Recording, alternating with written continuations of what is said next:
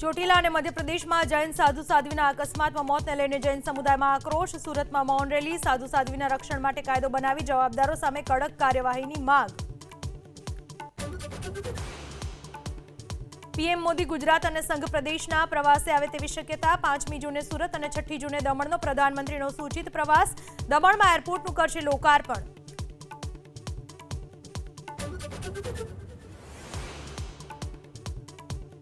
યુપીના હમીરપુરમાં નિર્માણાધીન bridge તૂટવાથી 6ના મોત. રાહત અને બચાવ કામગીરી ઝડપથી કરવાના આદેશ.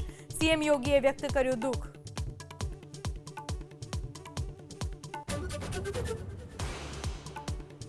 પીએમ મોદી ગુજરાત અને સંઘ પ્રદેશના પ્રવાસે આવે તેવી શક્યતા. 5મી જૂને સુરત અને 6ઠી જૂને દમણનો પ્રધાનમંત્રીનો સૂચિત પ્રવાસ.